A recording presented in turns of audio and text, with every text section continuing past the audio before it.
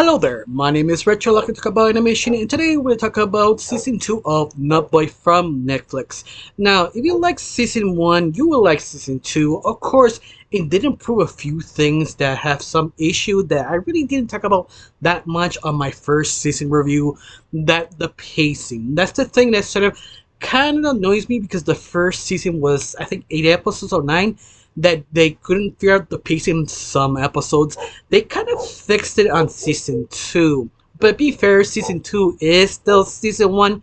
If you know how Netflix works, or any other animation or network, they every time they make an animation, they set a few, like 30 or 40 episodes and split it in half. So this next 16 episodes is still season 1, but they do improve all the little nitpicks here. And second, and the biggest improvement on season 2 of Nutboy is the fact you're allowed to have more understanding of the whole cast. Season 1 they did it, but it didn't have enough time for each character. But season 2 you have 16 episodes. You do allow to understand all the other characters. Like for example, there's a cool kid that was the first episode. He was sort of had to be the backup dancer of her sister, and he's just sort of nervous. But I love it. They set him up this to be this cool kid that always has everything right. He is the top dog, like suave, chill, and he can dance. And then stuff is sort of relatable because every time you go in high school, any type of grade, there's always that cool kid or cool girl who has it all, have everything under control, and you realize, oh, they're not perfect. They just have their moments. Yeah, I like that. That sort of relatability, especially Nutboy trying to help him to be chill, to be the dancer he needs to be to help her sister, her quinceañera. That was sort of wonderful, sort of wholesome. Of course, if you like wholesome cartoons, if you didn't, don't worry, there are other interesting episodes that was sort of interesting. Like the one, I think my favorite one is sort of the Beast sort of train, kind of Chuck E. Cheese kind of parody that a bunch of entertainers died, sort of train, and the kids trying to figure out they're dangerous or not dangerous. Oh no, they just book people because they think they need to charge their train to cross over in the next life, and Nutboy trying to help them and her friends to figure out the situation. But I love that sort of spookiness, that sort of how they force them to get to the ghost, like their parents just pushing out the house because they don't want them in the house because they're just too reckless and annoying. I thought that's sort of relatable and interesting. Like, yeah, that feels right.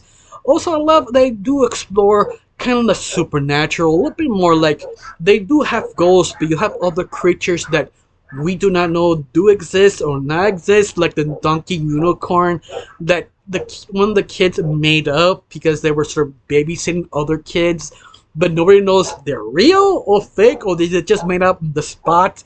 And the one of the little babies, one of the little kids just made it up just to mess with Nutboy and her friends that do exist. They take over the world. But once again, that's sort of kind of creative thinking outside of the box and make this kind of series fun and interesting to see where they go.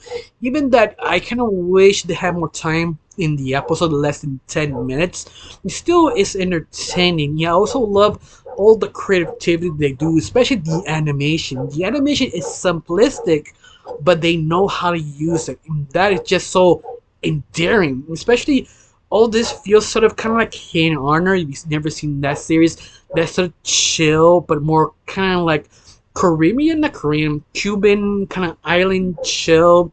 That how magical this world really is. I'm sorry, I'm stuttering, but it's one of those series that's just so kind of chill, wholesome. Even that you don't like wholesome cartoons, I still recommend it because some of the episodes do land that spot. Sometimes you don't like it, you skip the next episode.